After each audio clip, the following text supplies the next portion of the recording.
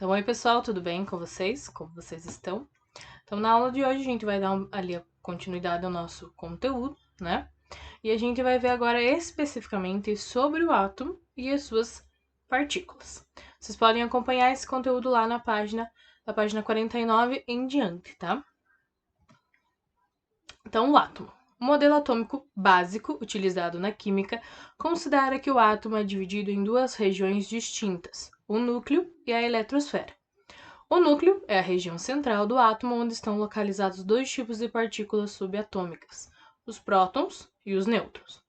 A eletrosfera é a região periférica do átomo formada exclusivamente por elétrons. Então, o modelo atômico atualmente mais aceito e o mais utilizado na química é o modelo de quem?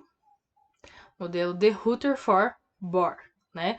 Então, Bohr foi um cientista que ele pegou o modelo de Rutherford, ele aprimorou este modelo, né? Fez várias descobertas e é o modelo que até então é o mais utilizado porque ele é considerado um modelo básico, né?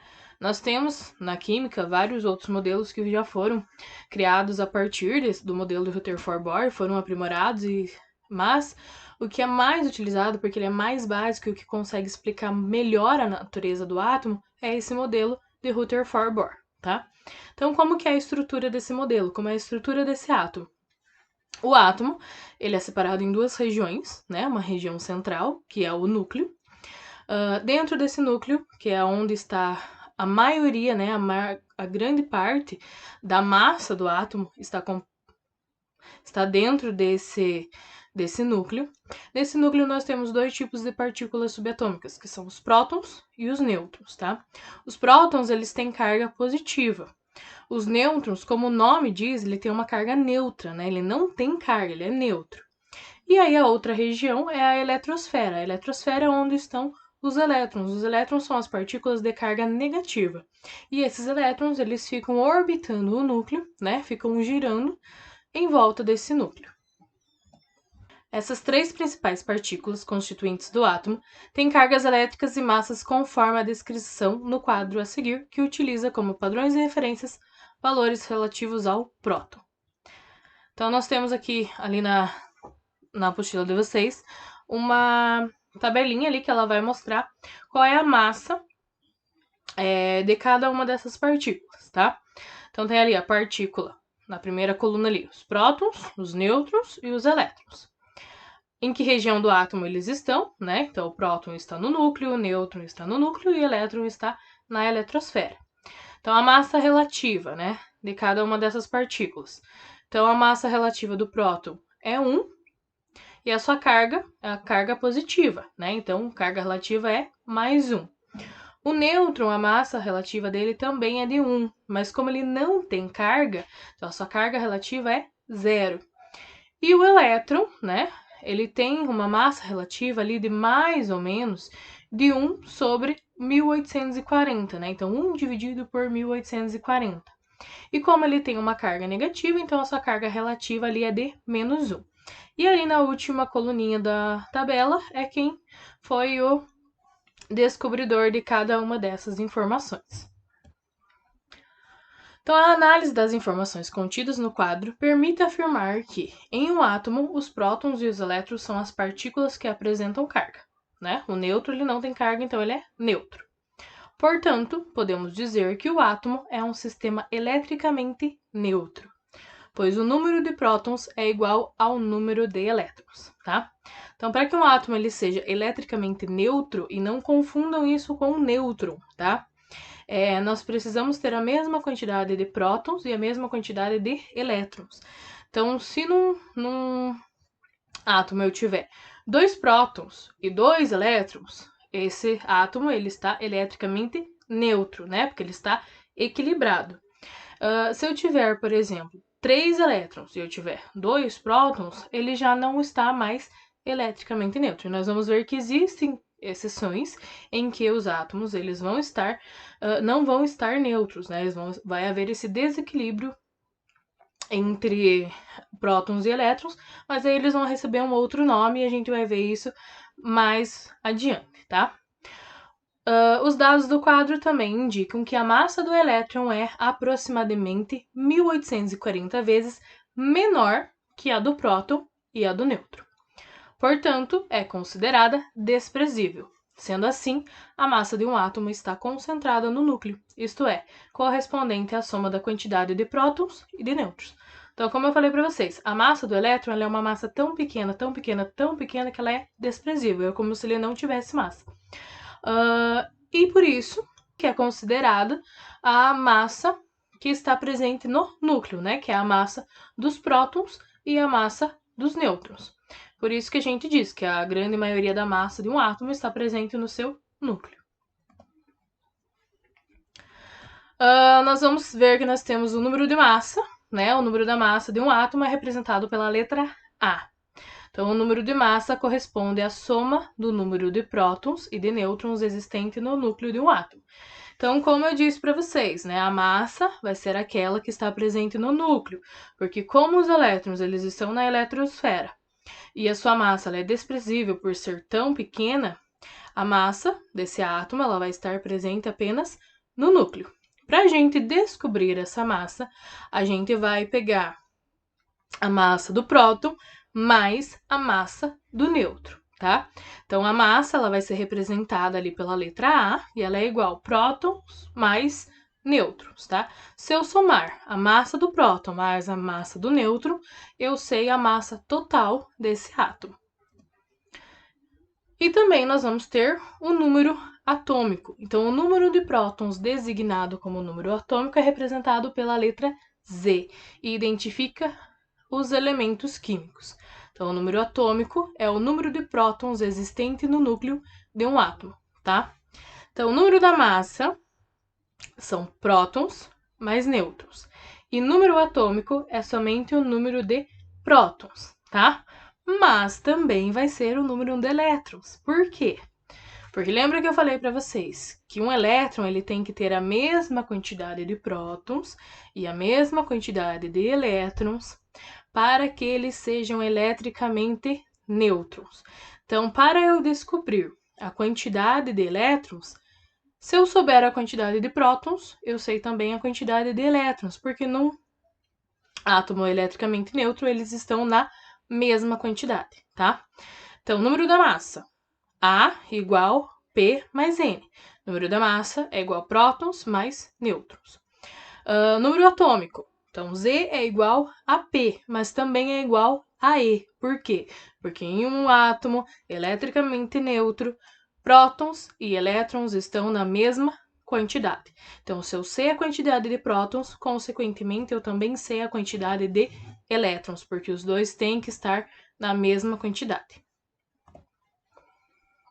Dessa forma, cada elemento é indicado por um número atômico, o qual corresponde ao número de partículas positivas existentes no núcleo.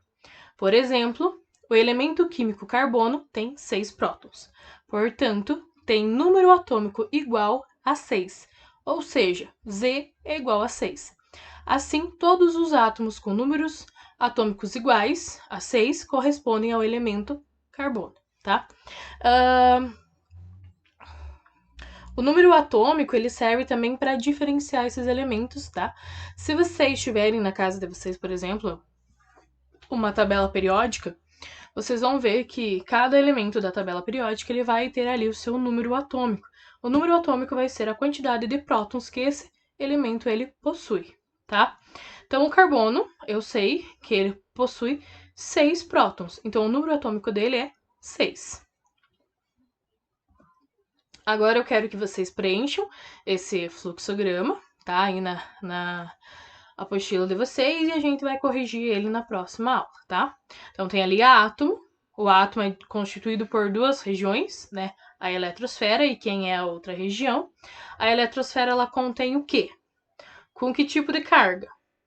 E a outra região, ela contém o quê? Prótons e esses prótons, eles têm carga elétrica, que tipo de carga elétrica? E o que representa esse número? E essa outra partícula que a gente contém ali, somados, eles determinam o número de quê, né? E não possuem carga elétrica, então que eles são se eles não possuem carga elétrica, tá? Preencham ali esse fluxograma e eu corrijo com vocês na próxima aula. Lembra que quando a gente estava estudando lá o modelo atômico de Bohr, Bohr descobriu que o átomo ele tem camadas energéticas, né? Ele tem níveis de energia. Então, como que a gente representa essas camadas energéticas? Então, para os elementos conhecidos até o momento, os elétrons se distribuem até 7 camadas de energia. Então, cada elemento químico, cada átomo desses elementos químicos, eles têm até 7 camadas, tá? Pode ter uma, pode ter duas, pode ter 3 e pode chegar até 7, tá? Então, vocês vão ver que a gente tem elementos químicos que, por exemplo, o hidrogênio só tem uma camada energética, né? E a gente vai ter outros elementos que vão ter, por exemplo, 7 camadas energéticas, tá? Então, as camadas energéticas, esses níveis de energia podem ir de 1 a 7. Como que a gente representa isso? Então, a gente representa essas camadas energéticas pelas letras K, L, M, N, O, P e Q, tá? Então, K é a primeira camada, que está mais próxima do núcleo. L é a segunda camada. M é a terceira. N é a quarta. O é a quinta. P é a sexta. E Q é a sétima camada, tá? Então, cada camada ali vai ser simbolizada por uma letra, né? Da mais próxima à mais distante. Então, K é a mais próxima, Q é a mais distante, tá? E podem ser representados também pelos números, né? Os números de 1 a 7. Então, K1, L2, M3, N4, O5, P6, Q7, tá? Então, vão ser representados por essas letras e por esses números. Então, as camadas, ou os níveis, apresentam diferentes valores de energia. A K é o nível 1 e é a de menor energia. E Q é o nível 7 e é a de maior energia, tá? Por quê? Vamos pensar assim. Por que a camada K ela é a que tem menos energia, sendo que ela é a que está mais perto do núcleo? Justamente por isso. Porque ela está mais perto, então ela não precisa, entre aspas, fazer tanta força para ficar próxima do núcleo, tá? Os elétrons que estão nesta camada, eles não precisam ter um gasto de energia tão grande para estar próximo do núcleo. Diferente da camada que está mais distante. Então, por exemplo, os elétrons que estão lá na camada Q, que é a camada mais distante, a camada mais longe do núcleo, esses elétrons eles têm que fazer uma força maior, eles têm que ter um gasto de energia maior para que eles fiquem próximos ao núcleo, né? Para que eles não se desprendam desse átomo, para que eles não saiam desse átomo. Então, por isso que as camadas que estão mais próximas, que elas são mais perto do núcleo, elas têm um nível de energia menor do que as camadas que estão mais distantes, né? Porque essas camadas que estão mais distantes, esses elétrons que estão orbitando ali, eles necessitam de uma energia maior, que tenha mais energia para que segure eles ali mais próximos do núcleo. Diferente dos que estão ali na primeira, segunda camada, que como eles estão mais próximos, eles não têm que ter um gasto de energia, né, tão grande quanto aqueles que estão lá na última camada. Então, para cada uma dessas camadas, ou os níveis, há uma quantidade máxima de elétrons permitidos. Então, assim, dependendo da camada, vai ter um número máximo de elétrons que pode estar nesta camada, tá? Então, acompanha ali na tabelinha. A camada ou nível, né? K, L, M, N, O, P, Q. E o número de elétrons. Então, na camada K, o número máximo de elétrons é 2. Na camada L, o número máximo de elétrons é 8. Na camada M, o número máximo de elétrons é 18. Na camada N e na camada O, o número máximo de elétrons que pode estar nessa camada é 32. Daí em diante, esse número de elétrons eles começam a diminuir. Então, na camada P, assim como na camada M, o número máximo de elétrons é de 18. E na camada Q, que é a última camada, assim como na camada L, o número máximo de elétrons é 8, tá? Então, para memorizar um pouquinho melhor, tá? Então, a gente faz assim, ó. 2, 8, 18, 32. 32, 18, 8, tá? 2, 8, 18, 32. 32, 18, 8, tá? A última camada não tem 2, tá? A última camada é 8. Então, quanto mais distante do núcleo, menor é a atração pelos elétrons e maior é a energia, né? Como eu já comentei para vocês ali. Eu recomendo que vocês copiem esta tabelinha que está aqui embaixo, essa tabelinha amarelinha aqui, que tem ali nível, camada e número de elétrons, tá? Copiem no caderno de vocês essa tabelinha. Então, o nível de 1 a 7, né? 1, 2, 3, 4, 5, 6, 7. A camada K, L, M, N, O, P e Q. E o número máximo de elétrons, 2, 8, 18, 32, 18 e 8.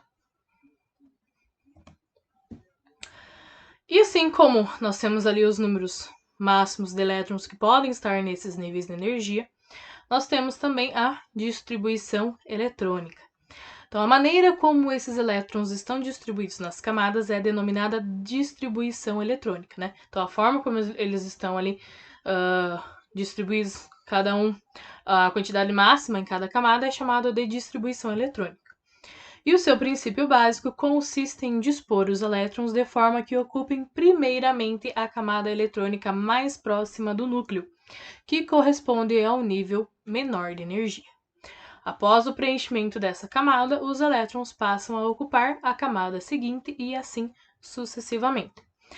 Então, no átomo, os elétrons eles preenchem primeiro a primeira camada, né? Atingindo o número máximo de elétrons que pode ter nessa camada. Então, o número máximo de elétrons nessa camada é 2. Então, preencheu a vaguinha dos 2 ali, passa para a próxima camada. Na próxima camada, eu posso ter até 8 elétrons. Então, preencheu esses 8. Se eu ainda tenho elétrons para incluir nesse átomo, ele vai passar para a próxima camada e assim por diante, tá? Então, preenche-se primeiro a primeira camada e depois, consequentemente, vai preenchendo as próximas camadas com nível de energia maior. Então, por hoje, só isso, né? Bem pouquinho, bem rapidinho a nossa aula.